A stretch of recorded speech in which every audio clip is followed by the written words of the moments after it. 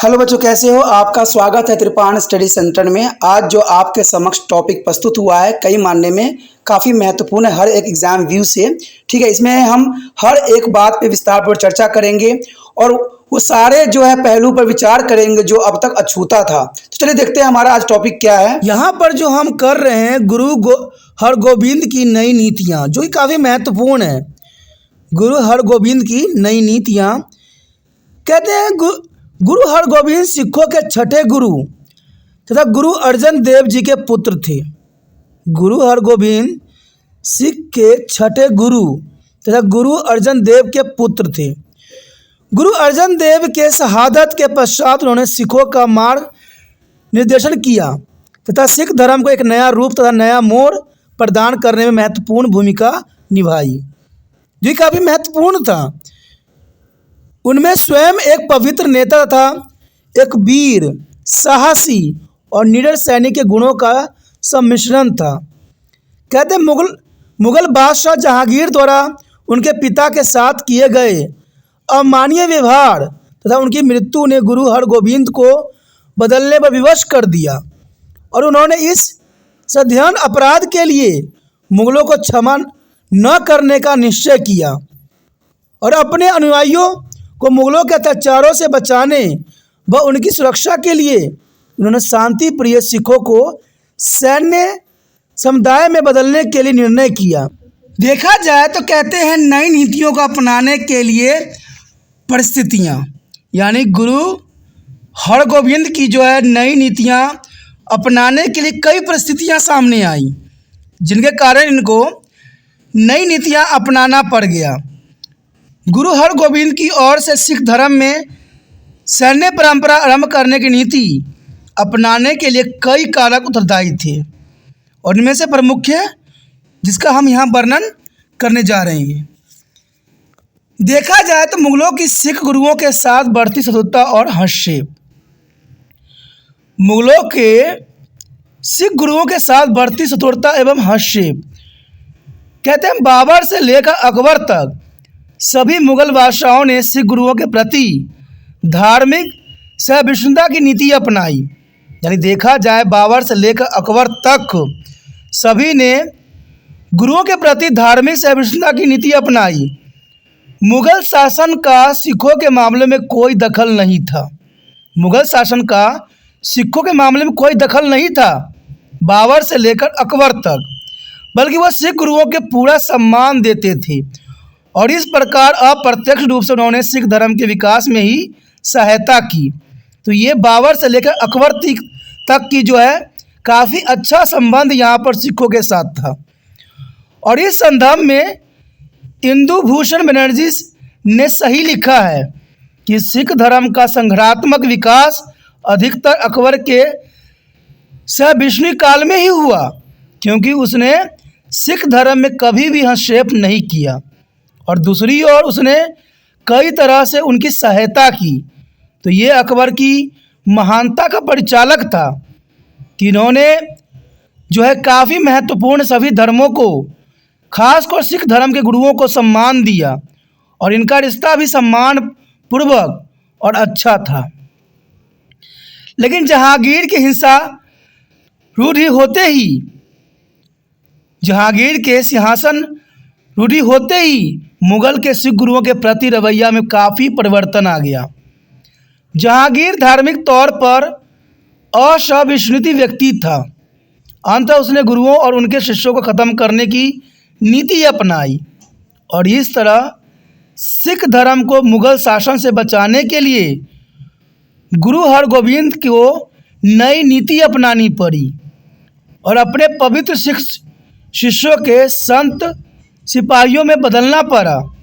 कहते हैं जो सिख शांत थे अब वो सिपाही के रूप में बदल गए और इन्होंने हथियार उठा लिया। उसके पश्चात दूसरा कारण बनता है गुरु अर्जन देव की शहादत। जहांगीर के हाथों गुरु अर्जन देव के वध ने सिखों का तथा मुगलों के बीच एक बहुत बड़ी दरार पैदा कर दी। जो बाबर से लेकर अकबर तक महत्वपूर्ण संबंध थे वहीं जहांगीर के एक गलत कदम ने मुगलों के बीच एक बहुत बड़ी दरार पैदा कर दी। गुरु हरगोविंद को यह पूरा विश्वास था कि यदि सिखों को अपना अस्तित्व बचाना है और सम्मान व आदर के साथ जीवित रहना है तो उन्हें अध्यात्म के साथ सैन्य शक्ति यानी नई नीति अपनानी होगी, क्योंकि जिस प्रकार यहाँ जहांगीर की क्रूरता थी वहाँ पर गुरुओं को हथियार उठाना औचित्य था। क्योंकि कहते हैं जब लोग विचारों से न माने, बातों से न माने तो उनको हथियार दिखाना ही पड़ता है। परिणाम स्वरूप सिख अपने आध्यात्मिक विकास के साथ साथ सैन्य व शारीरिक विकास की ओर भी ध्यान देने लग गए ताकि वह मुगलों के अत्याचारों का सामना बहुत ही आसानी से कर सके, जो कि गुरु अर्जन देव जी की शहादत के साथ ही शुरू हो गई। गुरु अर्जन देव का अंतिम आदेश ये काफ़ी महत्वपूर्ण था। गुरु अर्जन देव का अंतिम आदेश जो गुरु हरगोविंद को जो है काफ़ी प्रभावित किया। गुरु हरगोविंद अपने पिता तथा गुरु अर्जन देव के अंतिम आदेश जिसमें उन्होंने नई नीति का पालन करने का पक्ष लिया था को क्रियान्वयन करना चाहते थे। उनका अंतिम संदेश था कि उसे गद्दी पर सुशोभित होकर बैठना चाहिए और अपना योग्यताओं के अनुसार सेना भी रखनी चाहिए। ये काफ़ी महत्वपूर्ण वचन था। कहते गुरु अर्जन देव जी का अंतिम आदेश थे गुरु हरगोविंद के लिए कि आप गद्दी पे सुशोभित हो और योग्यता अनुसार अपनी सेना रखो, क्योंकि ये मुगल अब नहीं समझने वाले हैं। इस आदेश के फलस्वरूप गुरुजी ने अपने गुरुत्व की पहचान, शैली और टोपी पहनने से उस समय इनकार कर दिया जब मुख्य ग्रंथी भाई बुड्ढा उनके लिए रस्म अनुसार एक शैली और टोपी लेकर आया। उन्होंने ये धारण करना मना कर दिया कि अब हमें शैली और टोपी धारण करने की आवश्यकता नहीं है, हमें अब अपने पिता गुरु अर्जन देव जी का जो संदेश है उस पर हमें अमल करना है और मुगल के लिए एक हथियार बनना है। उन्होंने घोषणा की कि मेरा तलवार की पेटी मेरी शैली होगी तथा मैं अपनी पगड़ी राष्ट्रीय ढंग से जो है बांधूंगा। ये उनका वचन था कि मेरी तलवार की पेटी मेरी शैली होगी तथा मैं अपनी पगड़ी राष्ट्रीय बांधूंगा। इसमें मैकलिफ के शब्दों में गुरु हरगोविंद ने अपने शिष्यों को बताया कि भविष्य में गुरु घर के अंदर धर्म और सांसारिक आनंद मिले जुले होंगे, यानी हमारे समाज में भविष्य में गुरु घर के अंदर धर्म भी और सांसारिक आनंद भी होंगे। देश से तो निर्धन और दुखियों की सहायता भी होगी, यानी हम निर्धन और दुखियों की सहायता भी करेंगे तथा तेग से अत्याचारी का नाश भी होगा। इस प्रकार उन्होंने सिखों का आध्यात्मिक के साथ साथ सैन्य प्रशिक्षण देना आरंभ कर दिया, जो कि काफ़ी महत्वपूर्ण थे। उसके पश्चात आता है जाटों का सिख धर्म में प्रवेश। माझा तथा मलवा द्वाब के हष्ट पुष्ट वीर तथा साहसी जट बहुत बड़ी संख्या में सिख धर्म के अनुयायी बन गए। ये उनके लिए काफ़ी महत्वपूर्ण था। जाटों का सिख धर्म में प्रवेश एक नई युग का सूत्रपात था, क्योंकि इससे ये हुआ कि वो हष्ट पुष्ट वीर और साहसी जट बहुत ही संख्या में सिख के धर्म के अनुयायी बने, जो कि सिख धर्म के लिए काफ़ी महत्वपूर्ण था। वो बड़े ही स्वतंत्रता प्रिय थे। जाटों की आदतें प्राकृतिक एवं चरित्र के कारण गुरु हरगोविंद का मात्र शांति की नीति अपनाए रखना कठिन हो गया, इसलिए उन्होंने अपने प्रवृत्तियों की भांति शांति की नीति के स्थान पर सैन्य प्रशासन की नई नीति अपनाई। इसमें मैक्स लीफ के अनुसार यह भी एक कारण था जिसने गुरु जी को नई नीति अपनाने पर विवश कर दिया। कहते हैं यहाँ पर नई नीति अपनाना काफ़ी महत्वपूर्ण था। आगे देखिए गुरु हरगोविंद का स्वयं झुकाव रोमांचकारी जीवन की ओर। कहते हरगोविंद जो थे अपना जीवन रोमांचकारी जीना चाहते थे, वो बैठ के अपना जो है नहीं जीवन रख सकते थे। इसलिए डॉक्टर जी.सी. नारायण का ये विचार है कि गुरु हरगोविंद का रोमांचकारी तथा शारीरिक गतिविधियां जैसे शिकार करना, घुड़सवारी, कुश्ती आदि के प्रति झुकाव था, और वो यह भी उनके द्वारा नई नीति अपनाने के लिए प्रेरणा का स्रोत बना, जिससे वह मुगलों के अत्याचारों के विरुद्ध सशक्त उठा पाए। देखा जाए तो गुरु हरगोविंद पहले से ही इन चीज़ों के लिए सख्त थे, मजबूत थे, लेकिन जब ऐसी परिस्थितियां आई तो इन्होंने खुद को जो है उसी परिस्थितियों के अंतर्गत ढाल लिया, जो स्वाभाविक था, उचित था। कहते हैं समय के साथ जो बदलता है वही महान कहलाता है। समय के साथ बदलना ही इंसान की नीति होनी चाहिए, और यही गुरु हरगोविंद ने स्वयं की जो है बदल के दिखाया, और काफ़ी महत्वपूर्ण है यहाँ। उसके पश्चात आता है हमारे समक्ष अपने अनुयायियों को मुगलों के अत्याचार से बचाने हेतु। देखा जाए तो एक सच्चा गुरु वही होता है जो अपने शिष्य की रक्षा कर सके। कहते हैं ज्ञान के तौर पे या राजनीतिक तौर पे। यहाँ पर अगर मान लीजिए त्रिपाण स्टडी सेंटर आपके लिए वीडियो बनाता है, तो त्रिपाण स्टडी सेंटर का यही मकसद होना चाहिए कि आपको हर एक टॉपिक अच्छे से समझ में आए, क्योंकि गुरु का अर्थ ही होता है शिष्यों को सही मार्गदर्शन करना। इसलिए आप देखते हो कि त्रिपाण स्टडी सेंटर कभी कभी आपको आधुनिक युग के साथ भी कई बातों को तुलना करता है, क्योंकि हम चाहते हैं कि आप लोग शिक्षित हो, समझदार बनो, और किसी झूठे लोगों के बहकावों में ना आओ। सदैव ही सादगी भरा, सच्चाई के साथ और निष्ठा के साथ जीवन यापन करो। तो ये काफ़ी महत्वपूर्ण था। देखा जाए तो अपने अनुयायियों को मुगलों के अत्याचार से बचाना ही यहाँ पर गुरु हरगोविंद की प्राथमिकता थी। गुरु हरगोविंद के द्वारा नई नीति अपनाए जाने के पीछे उनके अपने अनुयायियों को मुगलों की क्रूरता व अत्याचार से बचाना और स्वतंत्र करने की इच्छा थी। क्योंकि देखा जाए तो ये गुरु थे, और गुरु को भी ये होता है कि अपने शिष्यों की रक्षा करने की उपायों के बारे में सोचना। जैसे आपको पता ही होगा कि आप लोग आजकल के समय में अगर वीडियो देखते हो, कोई भी कहानी समझते हो, तो उसको स्किप कर कर के देखते हो, आगे बढ़ा के देखते हो।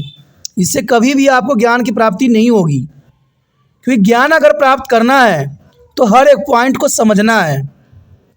अगर हर पॉइंट को अगर आप नहीं समझिएगा तो कोई भी बात आपको नहीं समझ में आएगा और सारी अधूरी रह जाएगी।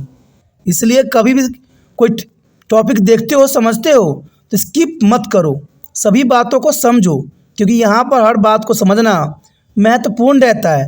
क्योंकि आप यहाँ पर फिल्म नहीं देख रहे हो, यहाँ पर आप अपने ज्ञान का जो है प्रकाशित कर रहे हो, और जहाँ ज्ञान प्रकाशित होता है वहाँ स्किप करके नहीं देखा जाता, वहाँ पर हर शब्दों को समझा जाता है। और कहते हैं समझना ही एक अच्छा स्टूडेंट का जो है कर्तव्य है।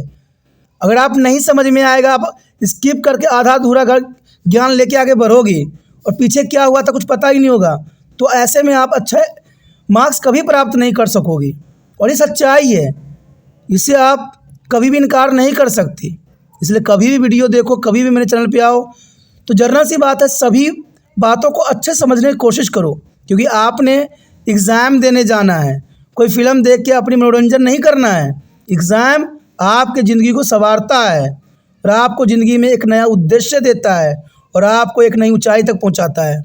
इसलिए ज्ञान को सदैव शांतिमय से और सुचारू रूप से ग्रहण कीजिए। और यहाँ पर हम काफ़ी महत्वपूर्ण बात की तरफ जो है चर्चा कर रहे हैं कि उन्होंने अपनी अनुयायियों के लिए जो है गुरु हरगोविंद जी जो अत्याचार से बचाना चाहते थे, इसलिए उन्होंने मुगल की क्रूरतापूर्ण नीतियों का अत्याचार ख़त्म करने के लिए उन्होंने जो है नई नीति का अनुसरण किया।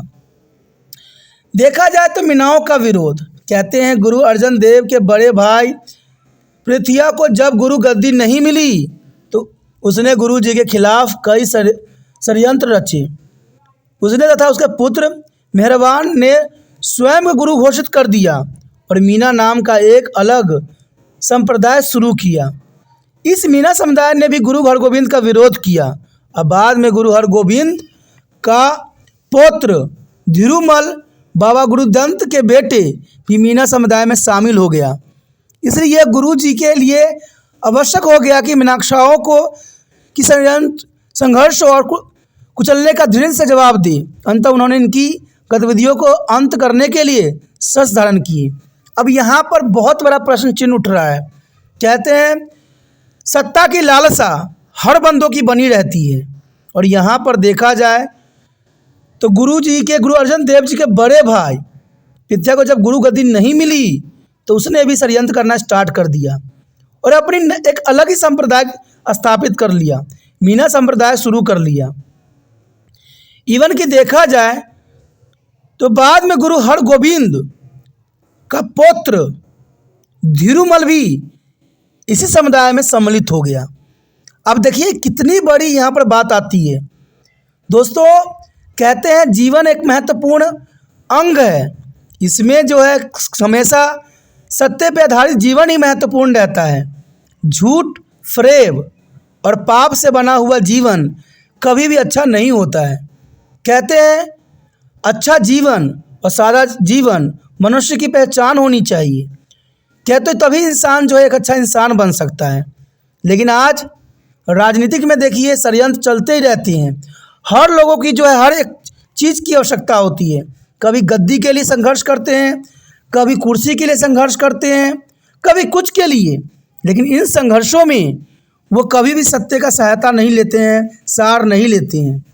यहाँ पर अगर देखा जाए तो गुरु अर्जन देव जी अगर यहाँ पर गुरु हरगोविंद को अपना उत्तराधिकारी बनाए तो यहाँ कहीं ना कहीं कोई ना कोई महत्वपूर्ण बात जरूर रही होगी।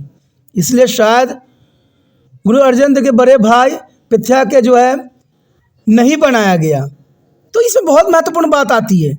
कहते हैं कोई चीज़ मिलना सब उसके योग्यता पर आधारित होती है। आज हम भी यही करते हैं कि हम जल्दबाजी में बहुत कुछ पाना चाहते हैं और वो गलत जो है रास्ता अनुसरण कर लेते हैं। इससे हमारे जीवन पे बहुत ही बुरा प्रभाव पड़ता है। आपके जीवन पे तो पड़ेगा ही पड़ेगा, प्लस आपके परिवार पे भी बहुत बुरा असर पड़ेगा। इसलिए इन ज्ञानों से एक बात तो आप समझ जाइए, कभी भी लालसा नहीं कीजिए, लालच नहीं कीजिए। जो आपके पास है उसमें संतुष्ट रहिए। अगर आपको और अधिक पाना है तो इसके लिए संघर्ष कीजिए, मेहनत कीजिए, आपको सब चीज़ प्राप्त होगा जिसकी आपको चाहत है। आप सोचिएगा कि मैं नकल करके आगे बढ़ जाऊंगा तो ये ज्ञान का जो है प्रकाश सही नहीं पड़ेगा आप पे, आप धुंधला हो जाओगे, अधूरे रह जाओगे। तो ये काफ़ी महत्वपूर्ण है। आगे देखें हम तो स्वयं गुरु के बंदी बनाना, ये काफ़ी महत्वपूर्ण अगला टॉपिक है। स्वयं गुरु को बंदी बनाना। गुरु हरगोविंद के गुरु गद्दी पर बैठने के आरंभिक वर्षों में ही मुगलों द्वारा उन्हें ग्वालियर किले में जो है कैद कर दिए जाने की फलस्वरूप उनके मन में मुगलों के प्रति जो करवाहट पैदा हुई उसकी परिणमता उनके द्वारा नई नीति अपनाने में हुई। क्योंकि देखा जाए तो गुरु हरगोविंद के गुरु गद्दी पर बैठने के आरंभिक वर्षों में ही मुगलों द्वारा उन्हें ग्वालियर के किलों में कैद कर दिया गया। मुगल शासकों की इस गतिविधियों ने गुरु जी के सामने यह बिल्कुल ही स्पष्ट कर दिया कि सिखों तथा सिख धर्म के गुरुओं के प्रति मुगलों के इरादों का नेक नहीं है।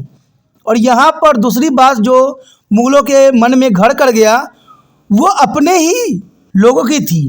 यानी देखा जाए जैसे गुरु अर्जन देव जी के बड़े भाई पृथ्वी को जब गुरु गद्दी नहीं मिली तो वो मुगलों के पास गया और मुगलों को जो है कान फूंकने लगा कि गुरु जो है आपके धर्म को, आपके राज्य को हथियाना चाहते हैं। तो इस कारणों से भी यहाँ पर जो है मुगल इनके खिलाफ हुआ। तो देखा जाए तो हम मुगलों को भी गलत नहीं कहते हैं, उस समय हालात ही ऐसे थे। क्योंकि जब इस तरह के कोई व्यक्ति किसी को अगर बताएगा तो जर्नल सी बात है उसका भी जो है मन एक बार ज़रूर उसके बात मानने को तैयार हो जाएगा। और यहाँ पर कहते हैं अपनों ने ही सबसे बड़ा विश्वासघात किया। जब कहते हैं अपने ही घर में ऐसे विश्वासघात होंगे तो अपनी जीवन सुचारू रूप से चलाना संभव नहीं रहेगा। और देखा जाए तो आगे चल के धीरूमल ने भी इसी बात का अनुसरण करवाया, जहां गुरु तेग बहादुर की जो है उन्होंने शहीदी दिलवाई। तो देखा जाए तो धीरूमल आगे चल के बहुत ही बड़ा जो है गुरुओं के लिए संकट का कारण बना।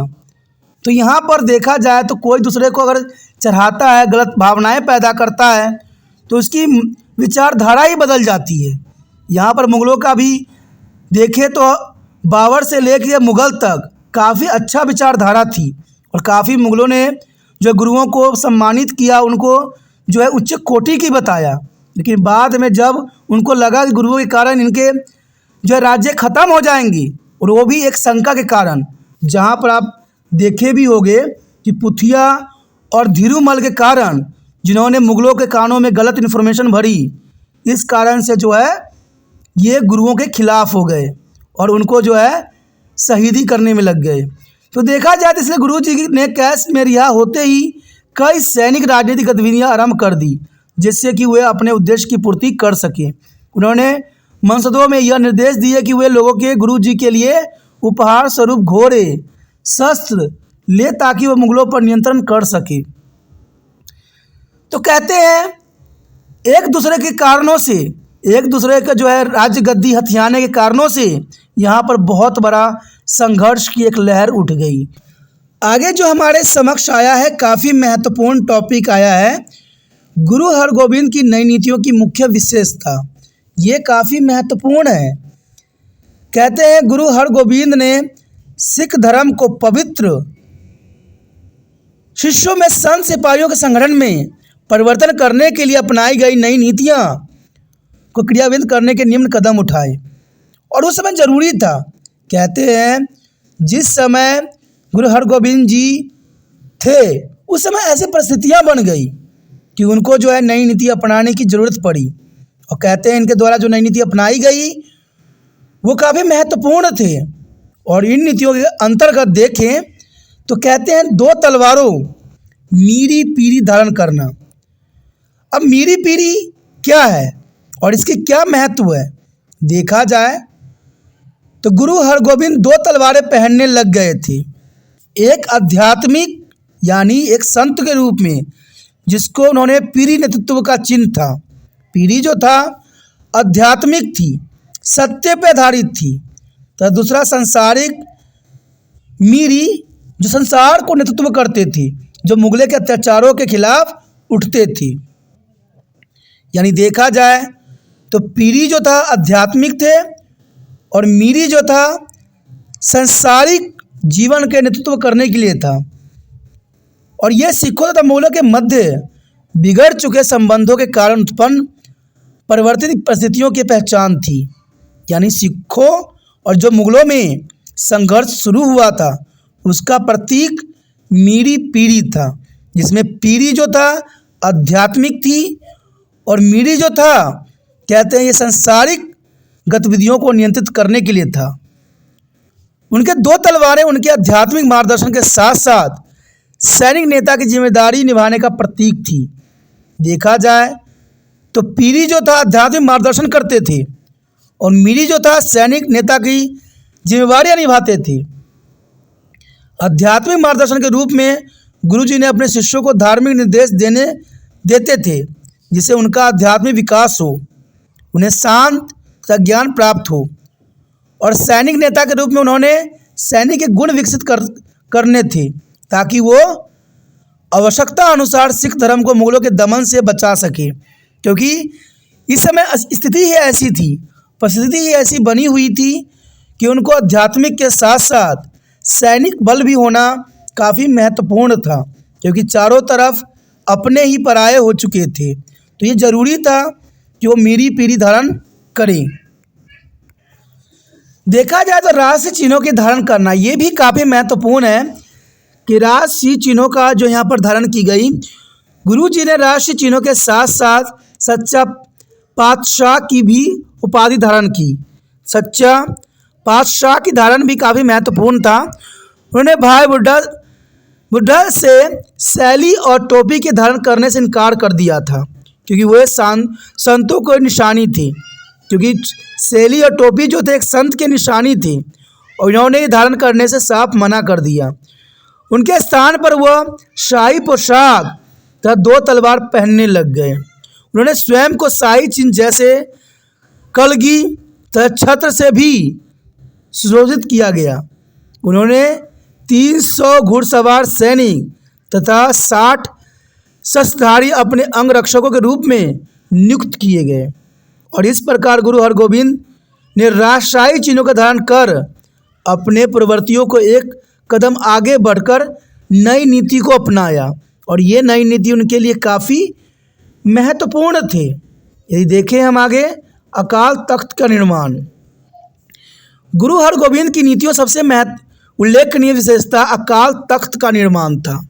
यानी देखा जाए तो गुरु हरगोविंद की नीतियों का सबसे महत्वपूर्ण और विशेषतापूर्ण ये बात थी कि उन्होंने अकाल तख्त का निर्माण करवाया। उन्होंने अकाल तख्त का निर्माण करवाया तथा सच्चा पातशाह की भूमिका निभाई। उन्हें सांसारिक कार्यों को स्वर्ण मंदिर में चलाने में रुचि न थी, क्योंकि वह मंदिर में बैठ के सांसारिक कार्य नहीं चला सकते थे। इसलिए उन्होंने हर मंदिर साहिब के सामने एक नया भवन का निर्माण भी करवाया और उसे अकाल तख्त का नाम दिया। यही से गुरु हरगोविंद ने अपने सांसारिक कार्य करते तथा अपने शिष्यों को शारीरिक कर्तव्य दिखाते थे।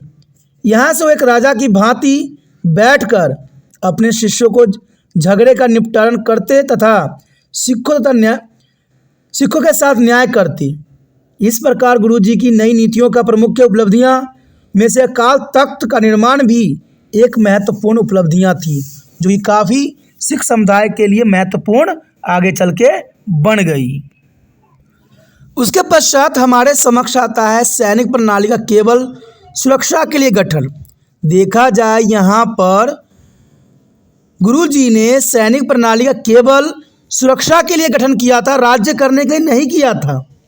और ये बात कहते मुगल साम्राज्य नहीं समझ सका कि सैनिक प्रणाली का जो यहाँ पर गठन किया गया था वो सिर्फ सुरक्षा के लिए की गई थी, क्योंकि जैसा हालात उस समय बन गए थे वहाँ पर सैनिक प्रणाली होना गुरुओं के लिए काफ़ी महत्वपूर्ण था। गुरु अर्जन देव जी का अंतिम आदेश गुरु हरगोविंद के मानस पटल पर अंकित हो चुका था। यानी जो गुरु अर्जन देव जी ने अंतिम आदेश दिए थे गुरु हरगोविंद को, वो उनके जीवन का आदर्श बन गया था, चिन्ह बन गया था। अंततः उन्होंने एक सैन्य संगठन बनाने का निर्णय किया, लेकिन यह सब केवल सुरक्षा की दृष्टि से किया गया। देखा जाए तो मुगल फिर से उन पर जो है इसी प्रकार का अत्याचार न करे, इसलिए सिर्फ सुरक्षा की दृष्टि से ये सारे कार्य किए गए। और इसके पीछे मुगलों के विरुद्ध कोई दुर्भावना या दोष नहीं था। मुगल चाहते तो गुरुओं से फिर से जो है अच्छे संबंध स्थापित कर सकते थे, लेकिन देखा जाए तो यहाँ पर अपनों ने जो षड्यंत्र रची, इससे मुगलों को और भी जो है गुरु के प्रति विद्रोह भावना पैदा किया। मोहसिन फानी के अनुसार गुरु जी के अस्तबल में 800 घोड़े, 800 घुड़सवार तथा 600 बंदूकधारी सैनिक थे और पोंडा खान के नेतृत्व में एक पठान सैनिक टुकड़ियां भी थी। महसिन आफिन तथा अन्य मुस्लिम इतिहासकारों ने इतनी बड़ी शस्त्र सुसज्जित सेना के संगठन की कड़ी शब्दों में आलोचना भी की, और ये आलोचना जायज़ नहीं थी, क्योंकि शायद ये इतिहासकारों के बात समझ नहीं थी कि उस समय जो हालात पैदा हुए, जो मुसीबत आए, उसमें कहते हथियारों का ही प्रयोग समक्ष रहती है। देखिए किन्होंने लिखता है कि यह सैनिक गुरु जी के अंगरक्षक थे, जो उनकी व्यक्तिगत सुरक्षा के लिए नियुक्त थे, क्योंकि इस सेना के बनाने का एकमात्र उद्देश्य विशुद्ध सुरक्षात्मक ही था, क्योंकि ऐसे सुरक्षा न होना काफ़ी जो है संकटों का विषय बन सकता था। उसके पश्चात आता है हमारे समक्ष काफ़ी महत्वपूर्ण बात है कि घोड़े तथा शत्रुओं के उपहार के रूप में स्वीकार करना। गुरु जी ने यहाँ पर सभी जो है शिष्यों से एक बात साफ शब्दों में कहा कि आम सिख लोग गुरु जी को रुपये के रूप में उपहार भेजते थे, लेकिन अब गुरु हरगोविंद ने मनसदों को यह निर्देश दिए कि मुगलों के प्रति परिवर्तन नीति के चलते लोगों को घोड़े तथा शस्त्र उपहार में देने की कहे, और इन नीतियों को सैनिक संगठन में बहुत ही सहायक सिद्ध हुई, क्योंकि घोड़े तथा शस्त्रों का होना काफ़ी महत्वपूर्ण था। आगे देखें अमृतसर की किलाबंदी, जो कि काफ़ी महत्वपूर्ण रखता है। अपने सुरक्षात्मक उपायों के आगे बढ़ते हुए गुरु हरगोविंद ने अमृतसर की किलाबंदी का कार्य शुरू कर दिया तथा एक किले का निर्माण करवाया जो लोहगढ़ के नाम से प्रसिद्ध हुआ। यानी उन्होंने एक किले का निर्माण किया जो लोहगढ़ के नाम से जो है प्रसिद्ध हुआ। ये अमृतसर में स्थित है, जो कि काफ़ी महत्वपूर्ण स्थान है। उसके पश्चात आता है हमारे समक्ष सिखों में योद्धा गुणों का विकास। यानी सिखों में इन्होंने योद्धा गुणों का विकास किया, जो कि काफ़ी महत्वपूर्ण था। कहते हैं नई नीतियों के तहत गुरु हरगोविंद ने सिखों के सैन्य गुणों के साथ साथ नैतिक तथा आध्यात्मिक सूत्रों में भी बांधा। उन्होंने सिखों को अनेक शारीरिक व्यायाम जैसे कुश्ती, घुड़सवारी, शिकार खेलना आदि क्रियाकलापों में भाग लेने के लिए प्रोत्साहित किया और ये युद्ध के लिए काफ़ी महत्वपूर्ण था। उन्होंने ही रात को ढोलकों की धमक तथा मसालों की चमक के साथ भजन गाते हुए स्वर्ण मंदिर की परिक्रमा करने की प्रथा आरंभ कर दी और ये काफ़ी महत्वपूर्ण था कि उन्होंने रात को ढोलकों की धमक और मसालों की चमक के साथ भजन गाते हुए स्वर्ण मंदिर की परिक्रमा करने की प्रथा आरंभ की, जो कि काफ़ी महत्वपूर्ण था। उन्होंने अपने शिष्यों को मांस सेवन की आज्ञा दे दी। ये भी काफ़ी महत्वपूर्ण बात थी कि उन्होंने अपने शिष्यों को मांस सेवन की आज्ञा दी। साथ ही उन्होंने अपने द्वारा शिकार किए गए जानवरों का मांस सेवन आरंभ किया। इससे सिखों में एक नया जोश जागृति आई, जिसने पवित्र, शुद्ध एवं शांति प्रिय नानक के शिष्यों के संत सिपाहियों में बदल दिया।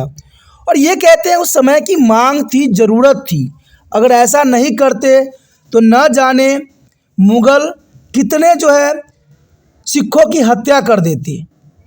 कहते हैं समय जैसा होता है वैसे ही बदलना एक मनुष्य की सबसे महत्वपूर्ण गुण होती है और गुरु का तो इससे अधिक कर्तव्य बन जाता है। तो देखा जाए यहाँ पर गुरु जी ने जो भी उद्देश्य दिए, जो भी बात बताई, वो उस समय की परिस्थिति थी। उसके पश्चात आता है राज्य के अंदर राज्य स्थापित करने के संकेत। ये काफ़ी महत्वपूर्ण बात है कि राज्य के अंदर राज्य स्थापित करने का इन्होंने संकेत भी दिया, जो काफ़ी महत्व रखता है।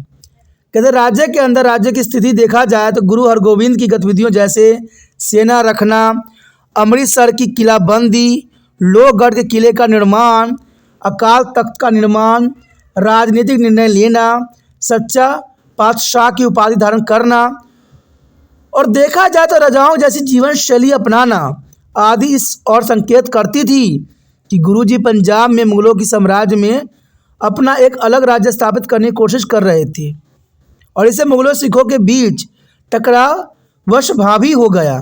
अब देखिए ये भी यहाँ पर कई जो है मुगलों के साथ टकराव होने का सबसे बड़ा कारण ये भी था कि गुरुजी ने जिस प्रकार की अपनी गतिविधियाँ चलाई, इससे मुगलों को ये आभास हुआ कि गुरुजी जो है अपना साम्राज्य स्थापित करना चाहते हैं और वो मुगलों को दमन करना चाहते हैं, जिसके कारण मुगलों ने जो थे वो सिखों के विरुद्ध हो गए और उन्होंने वो सारे जो है कुकर्म किए जो नहीं करना चाहिए था। कहते हैं गुरु की हत्या करना दुनिया का सबसे बड़ा कुकर्म होता है, कि गुरु गाय की हत्या के समान होता है, तो ऐसा नहीं करना था। लेकिन फिर भी कहते हैं मुग़ल भी जो थे उस समय जो है समय और परिस्थिति के कुछ चक्र में फंस के रह गए, क्योंकि जैसा हालात उस समय पैदा हो रहा था वैसा उस समय नहीं होना था, लेकिन फिर भी ऐसा हुआ। उसके पश्चात आता है सामूहिक प्रार्थनाएं। देखा जाए तो गुरु हरगोविंद ने सामूहिक प्रार्थनाओं की परंपरा आरंभ की, जिससे सिखों में धार्मिकता तो बढ़ी ही साथ साथ उनमें एकता संयोग की भावना भी मजबूत हुई। यानी देखा जाए तो अब जो थे यहाँ पर सिख जो थे एक धार्मिक भी थे प्लस सैनिक भी हो गए, और प्रार्थना होने से वो धार्मिक थे और सैन्य के लिए वो शक्ति भी अर्जित कर रहे थे। तो सामूहिक प्रार्थना का यहाँ पर बहुत बड़ा जो है असर पड़ा। उसके पश्चात देखें आत्मरक्षा के लिए मुगलों के साथ लड़ाई। कहते हैं आत्मरक्षा के लिए मुगलों के साथ कई लड़ाई हुई। गुरु हरगोविंद ने मुगलों के साथ कई लड़ाई लड़ी, जिनका उद्देश्य एक समांतर राज्य और मुगलों के क्षेत्रों को जीतना बिल्कुल नहीं था। अब मैंने कहा कि परिस्थिति ऐसा पैदा हुआ। यहाँ पर देखा जाए तो गुरु हरगोविंद का जो है मुगलों के शासन से कोई उनको दिलचस्पी नहीं था। उनको सिर्फ अपने देश, अपने सिख धर्म को बचाना था। और देखा जाए तो यहाँ पर लड़ाई जिनके उद्देश्य एक समांतर राज्य मुगलों के क्षेत्र को जितना बिल्कुल ही नहीं था, बल्कि ये कदम आत्मरक्षा के लिए उठाए गए। लेकिन मुगल ने ये बात नहीं समझा और नहीं जाना। कारण क्या था कि मुगलों को भी कान भरने वाले की कमी नहीं थी। और कई गुरुओं के भी अपने ने जो है यहाँ पर मुगलों के कान भर दिए कि ये आपकी शासन को नष्ट करना चाहते हैं, जिसके कारण मुगल जो था गुरुओं के प्रति क्रूरतापूर्ण व्यवहार किया। वो इससे अनभिज्ञ न थे कि मुगलों के ताकत का मुकाबला नहीं कर सकते और ऐसा करना सिखों के लिए मुसीबत का दावत देना होगा, क्योंकि मुगल उस समय बहुत शक्तिशाली थे। मुगल बहुत शक्तिशाली थे और इसका मतलब था कि मुगलों से युद्ध करना सिखों के लिए मुसीबत को दावत देने की जैसा था। और उनके द्वारा केवल सुरक्षात्मक कदम उठाए गए, लेकिन इन सबसे सिखों में एक ऐसी जागृति आई जिसे उन्हें भविष्य में मुगलों का सामना करने के लिए तैयार किया।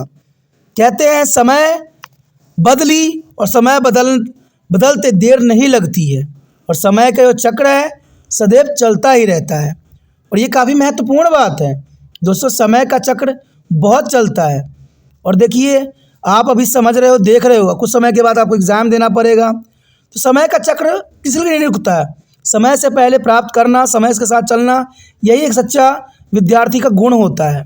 और यहाँ पर देखें तो यहाँ पर जो गुरु हरगोविंद जी ने गतिविधियाँ चलाई वो समय के साथ था, क्योंकि समय के साथ अगर ना चलते तो शायद सिख समुदाय अभी नहीं रहती। यहाँ पर जो हमारे समक्ष आया है अगला पॉइंट, नई नीतियों के परिणाम। देखा जाए जो गुरु हरगोविंद जी ने नई नीतियों का अनुसरण किया, इसका सिख समुदाय में क्या परिणाम निकला, ये काफ़ी महत्वपूर्ण प्रश्न उठता है।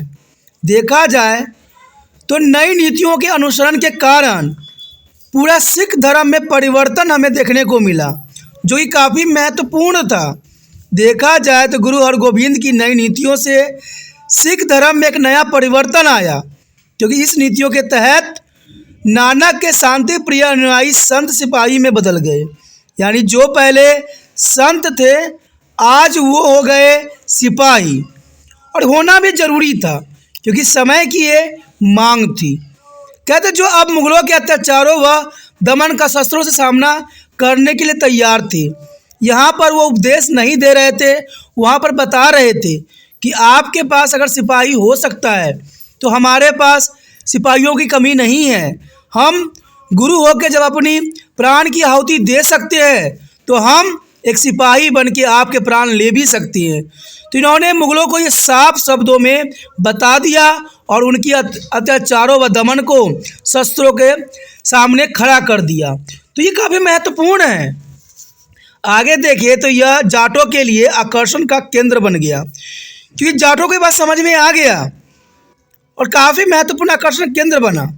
कहते हैं गुरु जी की अपनी नई नीतियों के तहत सिखों को शस्त्रों से सुसज्जित करने तथा उन्हें कुश्ती, घुड़सवारी, शिकार खेलना आदि जैसे शारीरिक व्यायामों के लिए प्रोत्साहित करने लग गए, जिससे जाट इसकी ओर आकर्षित होने लग गए। उनको भी लगा कि इसमें बहुत ही बदलाव आ चुका है, अब वो नीति नहीं अपना रहे हैं जो पहले अपनाया करते थे। क्योंकि कई लोग ऐसे समर्थक थे जो चाहते थे कि सिखों को जो हथियार उठाना चाहिए और मुगलों के अत्याचार को नष्ट करना चाहिए, क्योंकि सिर्फ बलिदान देना नहीं, कहते बलि लेना भी आना चाहिए। क्योंकि जाटों के प्राकृतिक अभाव गुरु जी द्वारा प्रदान किए गए शारीरिक परिश्रम से मिलती जुलती थी, क्योंकि वो उसके आदी थे। इसलिए जब नई नीति अपनाई गई तो कई जाटे जो थे इस नीतियों के कारण काफ़ी आकर्षित हुए और देखा जाए तो उन्होंने बड़ी संख्या में सिख धर्म को अपनाना शुरू कर दिया। और ये काफ़ी महत्वपूर्ण इस नीति का परिणाम था, कहते हैं अगर आगे हम बात करें, उसके पश्चात हमारे समक्ष आता है सिखों को उनकी बहादुरी के कारनामे प्रदर्शित करने का अवसर भी मिला। ये काफ़ी महत्वपूर्ण थी नई नीतियों के परिणाम के अंतर्गत कि जो सिख संत रूप में जीवन व्यतीत कर रहे थे, अब उनके समक्ष बहादुरी और कारनामे प्रदर्शन करने का ये बहुत ही महत्वपूर्ण मौका मिला। कहते हैं नई नीतियों ने सिखों के मुगलों के विरुद्ध युद्ध में वीरता तथा पराक्रम प्रदर्शन करने का ये महत्वपूर्ण सुनहरा अवसर दिया जो सभी सिख चाहते थे। देखा जाए तो सिखों में आपसी एकता, ये काफ़ी महत्वपूर्ण बात थी यहाँ पर कि सिखों में आपसी एकता अधिक थी। कहते हैं गुरु जी की नई नीतियों ने सिखों में स्वाभिमान, भाईचारा तथा आपसी एकता की भावना को बढ़ावा दिया, क्योंकि ये एक साथ मुगलों से लड़ते थे और अपनी भाईचारा, स्वाभिमान और आपसी एकता का प्रदर्शन भी ये करते थे। देखा जाए तो सिख धर्म के उत्थान और विकास में सहायक, यानी देखा जाए तो नई नीतियों के अंतर्गत जो गुरु हरगोविंद की नई नीतियों ने सिखों के मुगलों के अत्याचारों का उत्तर कठोरता से देने योग्य बना दिया। ये काफ़ी महत्वपूर्ण थी कि गुरु हरगोविंद की नई नीतियों ने सिखों को मुगलों के अत्याचारों का उत्तर कठोरता से देने योग्य बनाया और इससे इनमें नई शक्ति पैदा हुई जिसने उन्हें आत्मनिर्भर तथा धैर्यवान बना दिया, जिसे सिख धर्म के विकास का मार्ग उत्पन्न किया। उसके पश्चात आता है हमारे समक्ष ग्वालियर के किलों में गुरु हरगोविंद को बंदी बनाना। कहते हैं गुरु हरगोविंद की नई नीतियों के अंतर्गत गुरु हरगोविंद की नई नीतियों का परिणाम यह हुआ कि उन्हें लंबे समय तक ग्वालियर के किलों में बंदी बनाकर रखा गया। तो ये सब परिणाम के अंतर्गत है जो कि काफ़ी महत्वपूर्ण है। आगे अगर हम बात करें तो सिख मुगल संबंधों की कटुता, कहते हैं जो संबंध बाबर और अकबर के समय इतने मधुर थे, अब सिख मुगल के संबंधों में इतनी कटुता आ गई, इतनी विष भर गई, जिसका अंत कहते हैं साम्राज्य की समाप्ति के साथ ही होना था। नई नीतियों ने सिख मुगलों के संबंध को और अधिक कठोर बना दिया, क्योंकि अब मुगलों को यकीन हो गया कि गुरु जो है गद्दी की प्राप्ति करना चाहते हैं, इसलिए दोनों में जो है कठोरता का जो है संबंध बना।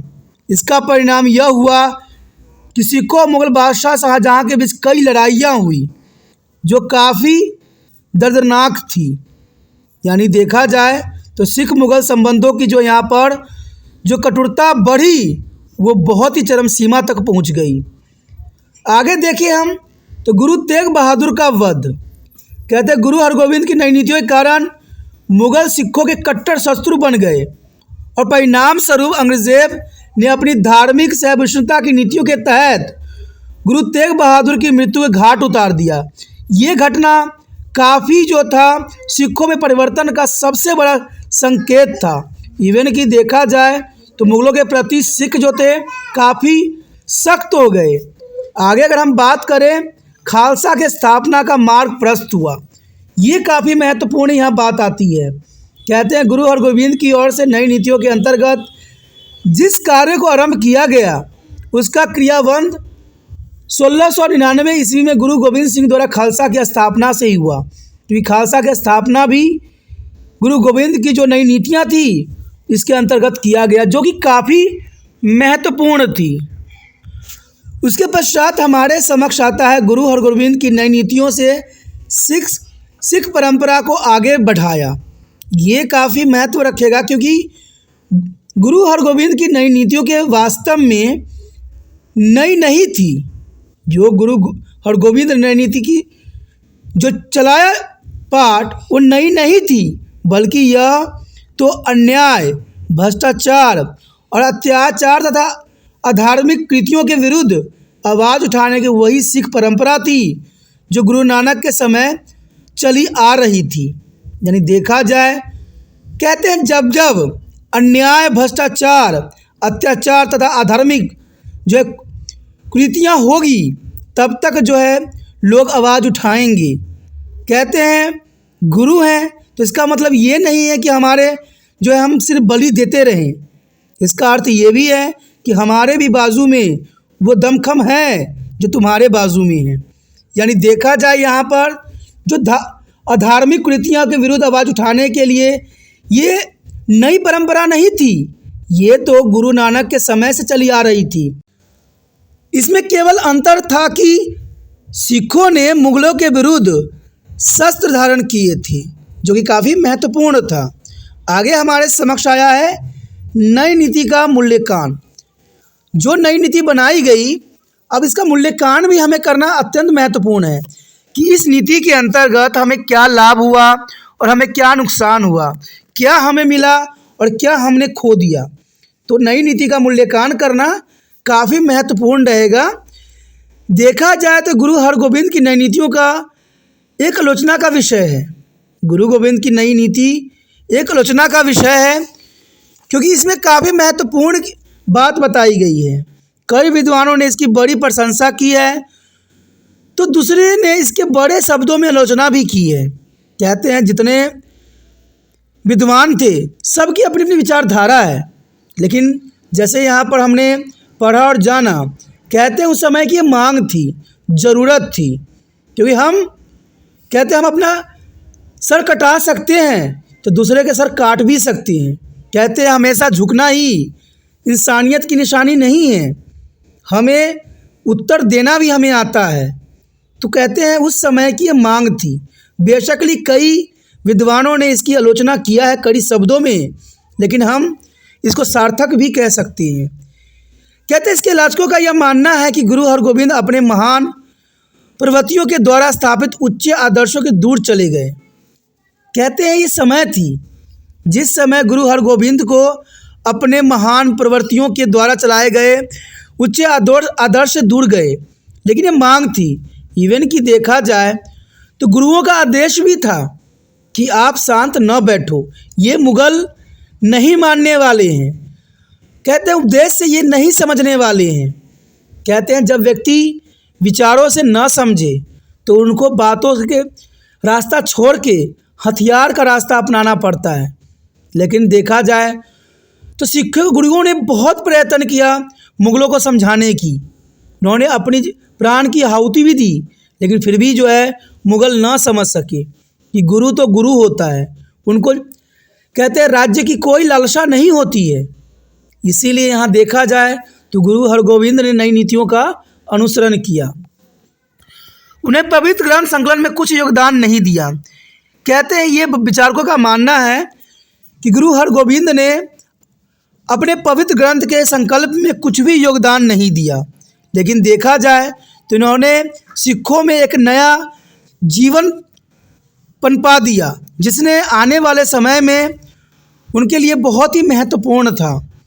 कहते हैं आगे देखें तो राजनीति का लोभ या शस्त्रों की चकाचौंध ने गुरु हरगोविंद को उनके धार्मिक और आध्यात्मिक राह से भ्रमित कर दिया।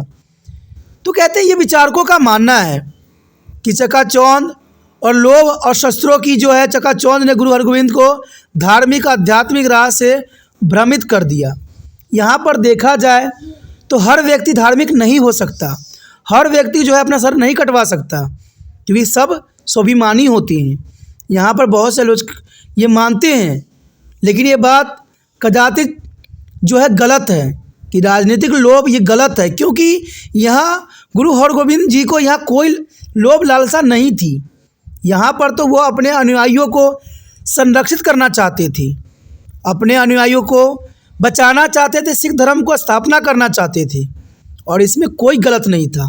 बेशक यहाँ पर कई विद्वानों ने इस बात को गलत ठहराया है कि राजनीतिक लोभ तथा शस्त्रों की चकाचौंध ने गुरु हरगोविंद को उनकी धार्मिक आध्यात्मिक राह से भ्रमित कर दिया। लेकिन जैसे उन्होंने रात्रि के समय भजन करने की बात कही थी, वो सब देखा जाए तो वो धार्मिक ही थी, आध्यात्मिक ही था। देखा जाए अगर आगे बात करें तो बहुत से आलोचकों ने ये बोला है कि उनके आलोचकों ने उनकी नई नीतियों का कठोर शब्दों में आलोचना करते हुए कहा कि वे मुगलों के साथ मित्रता की बातचीत करते रहे। ये बात गलत है, क्योंकि आलोचकों का कहना है कि वो मुगलों के साथ मित्रता की बातचीत करते रहे हैं, लेकिन ऐसा नहीं देखने को हमें कहीं मिला। कहते हैं बहुत विद्वान अपनी विचारधारा रख सकते हैं, इसमें कोई गलत नहीं है, लेकिन हमने जितना पढ़ा है, जितना जाना है, इसमें उन्होंने मुगलों के से बातचीत की रास्ता नहीं अपनाया। क्योंकि देखा जाए तो कई गुरुओं ने बलिदान दे दिया और ये भी एक गुरु थे। गुरुओं के बलिदान गुरु समझते थे, क्योंकि उन्होंने भी मित्रता का हाथ जो है मुगलों के समक्ष रखा था, मित्रता करने की कोशिश की थी, लेकिन मुगलों ने अपनी बात रखते हुए उन्होंने मित्रता की कोई भी संधि नहीं अपनाई और सिखों के गुरुओं को जो है हत्या की, जो कि काफ़ी निंदनीय था। उसके पश्चात अगर हम बात करें तो काफ़ी महत्वपूर्ण यहाँ पर आता है कि सिख धर्म के रोज़मर्रा के धार्मिक गतिविधियों के स्थान पर वो एक मुक्कर जीवन जी रहे थे और उन्होंने सैन्य प्रशासन के अधिक महत्व दिया। कहते हैं आलोचकों का जो विचार है सही है, लेकिन इसमें एक बात कदाचित उचित भी नहीं कह सकते हम, क्योंकि आलोचना करना उनका कर्तव्य है, लेकिन सिख धर्म के रोज़मर्रा की धार्मिक गतिविधियों के स्थान पर वो जो है घुमक्कर जीवन जी रहे थे। उन्होंने सैन्य प्रशासन का अधिक महत्व दिया। सैन्य प्रशासन का महत्व अधिक देने का मतलब था मुगलों से बचाव करना, अपने धर्म का बचाव करना। वो घूमते अवश्य थे, लेकिन वो नए नीतियों के अनुसार घूमते थे, अपने जीवन को सशक्त बनाने के लिए जो जीते थे। तो यहाँ पर देखा जाए धार्मिक गतिविधियाँ, कहते हैं धर्म तो सिख धर्म थी, लेकिन यहाँ तो धर्म को बचाने का प्रश्न था। यहाँ पर धर्म को बचाने का था, न कि धर्म को आगे बढ़ाना था। धर्म तो आगे बढ़ रही थी, लेकिन मुगल अपने नीतियों के कारण सिख धर्म को नष्ट करने में लगे हुए थे। इसी कारण यहाँ देखा जाए तो गुरु हरगोविंद ने यहाँ पर ये कदम उठाया।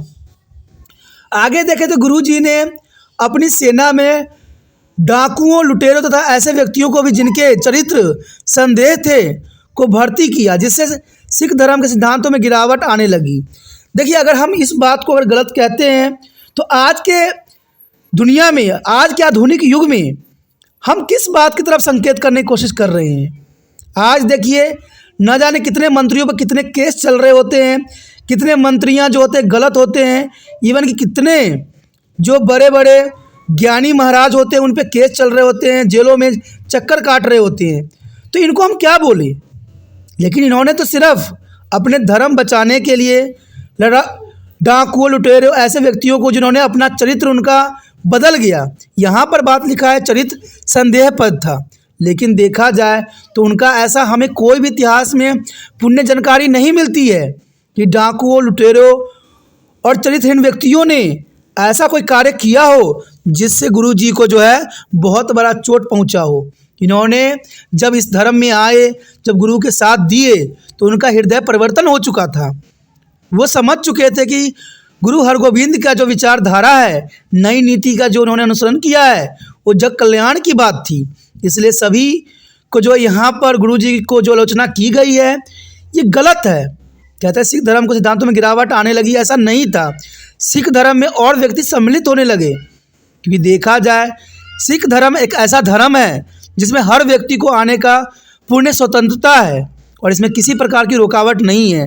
अगर डाकू वहाँ पर अच्छे जीवन व्यतीत करने के लिए इस धर्म में आ सकते हैं तो उनका स्वागत है।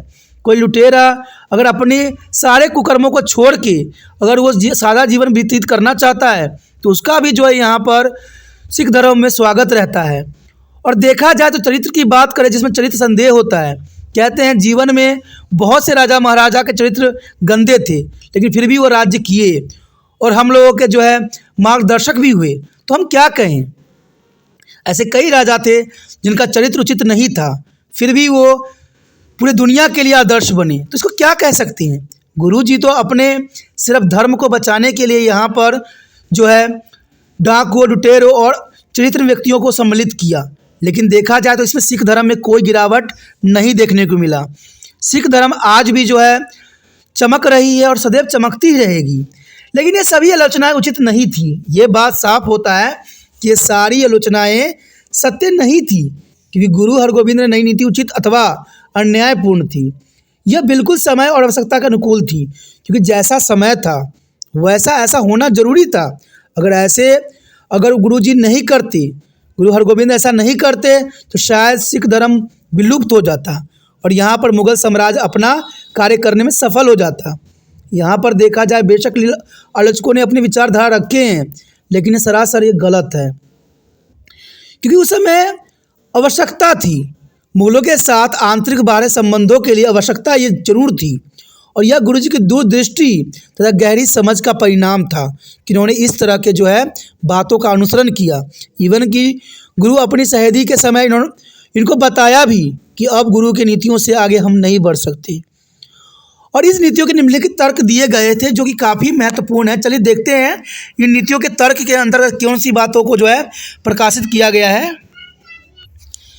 पहला पॉइंट आता है इसके अंतर्गत कि गुरु हरगोबिंद की नई नीतियों के आलोचकों ने इस तथ्य को पूरी तरह से अनदेखा कर दिया कि गुरु जी अपने शिष्यों को मुगलों के राजनीतिक और धार्मिक बंधनों से आज़ाद कराना चाहते थे।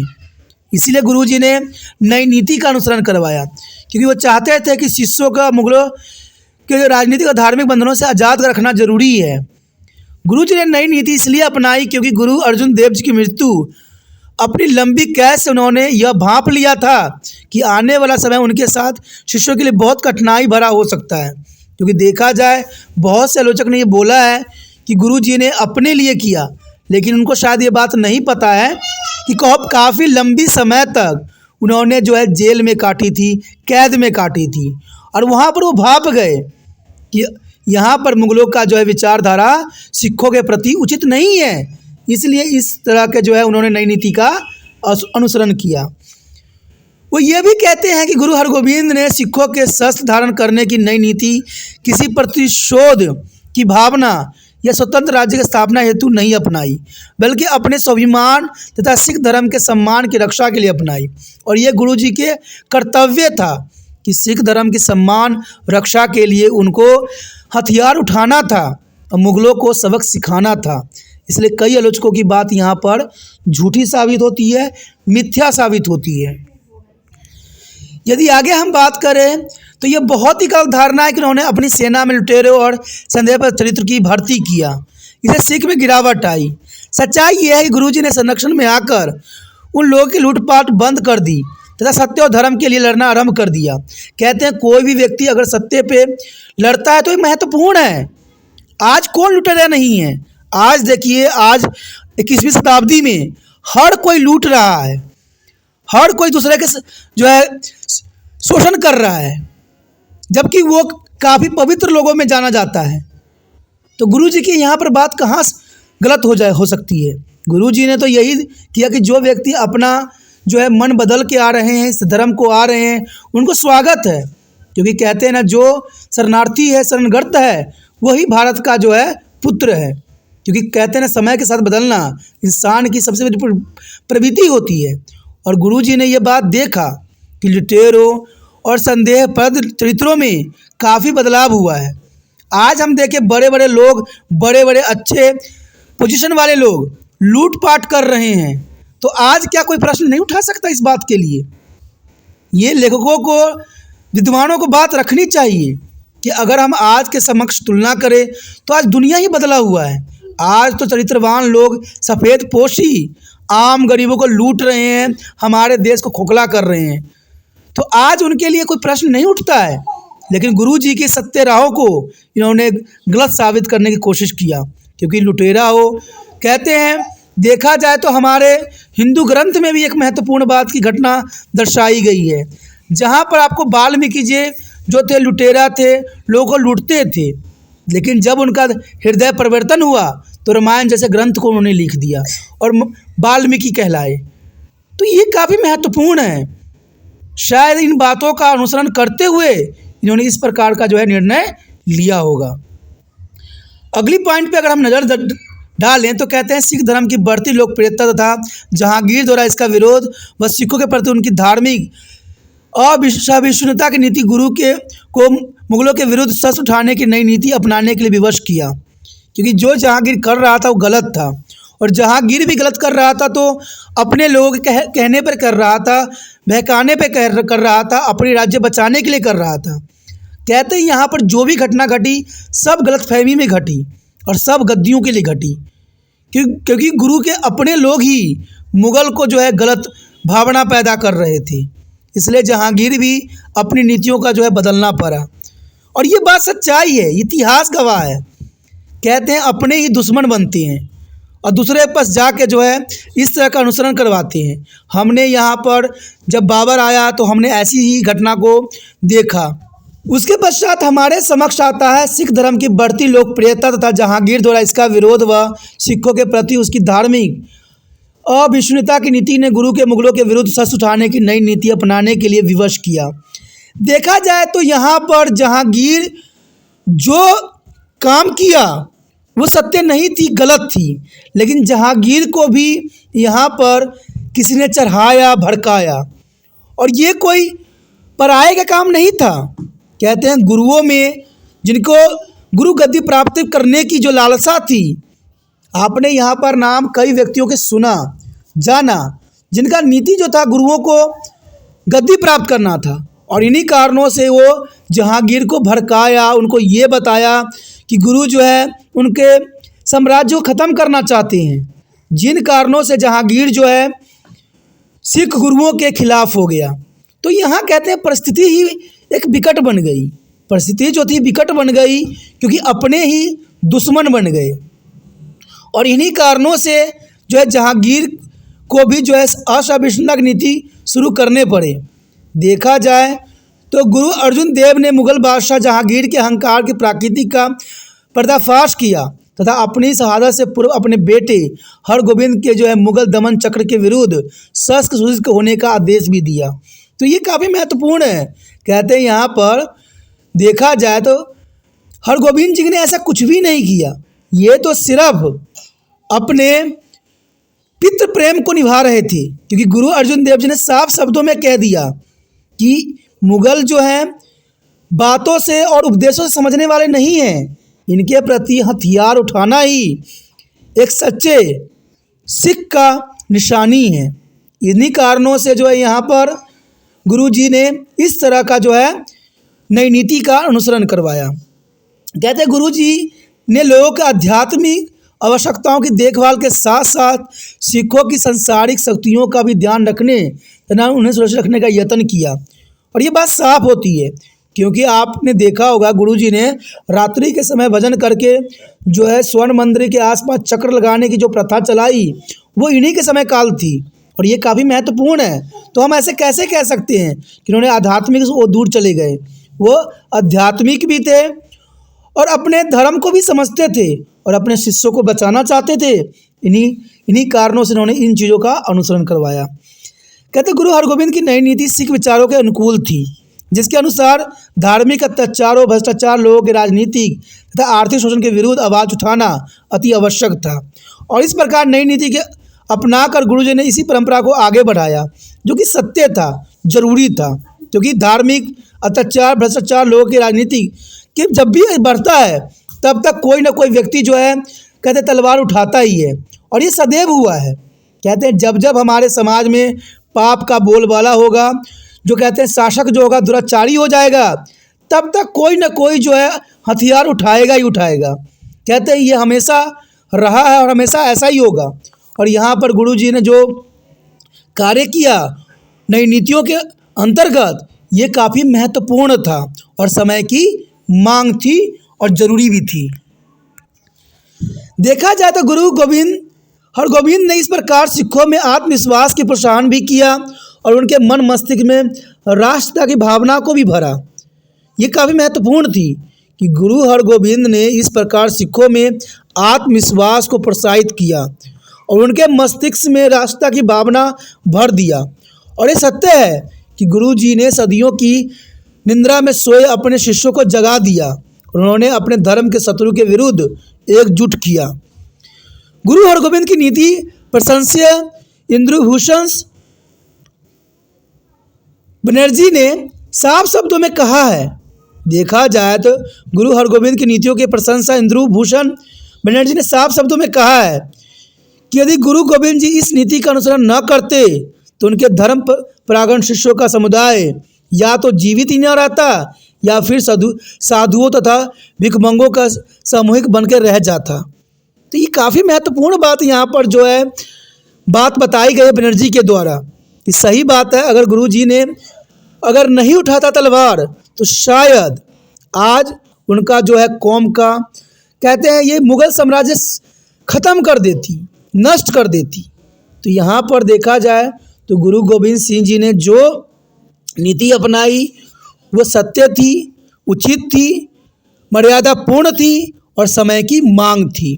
तो इसी के साथ हमारा ये चैप्टर भी ख़त्म हो जाता है, जो कि काफ़ी महत्वपूर्ण था। आगे का टॉपिक और भी महत्वपूर्ण रहेगा, तो आप बने रहे तिरपान स्टडी सेंटर के साथ। और जितना हो सके इस वीडियो को शेयर करने की भावना आपके मन से जाना नहीं चाहिए, क्योंकि मैं चाहता हूँ कि वीडियो हर बच्चे तक पहुँचे, हर बच्चे जो है एग्ज़ाम में अच्छे से अच्छे अंक प्राप्त करें और अच्छे से अच्छे शब्दों का अनुसरण करें और एग्ज़ाम में लिखें, जिससे एग्जामिनर भी काफ़ी प्रोत्साहित रहे और आश्चर्यचकित रहे कि बच्चों में इतनी ज्ञान आता कहाँ से है। और इसके लिए हर बच्चों तक वीडियो पहुंचना भी ज़रूरी है, क्योंकि सिर्फ आप तक वीडियो पहुंच गया है तो इससे तिरपान सेंटर इतना खुश नहीं है, क्योंकि तिरपान स्टडी सेंटर का मकसद और उद्देश्य है कि ये वीडियो सब बच्चों तक पहुंचे जो इस कक्षा में हैं। तो इसलिए सोचिए नहीं, जितना हो सके इस वीडियो को शेयर करने की भावना होना चाहिए, क्योंकि तभी एक नई क्रांति आएगी, नई जीवन का जो है सुपात्र होगा।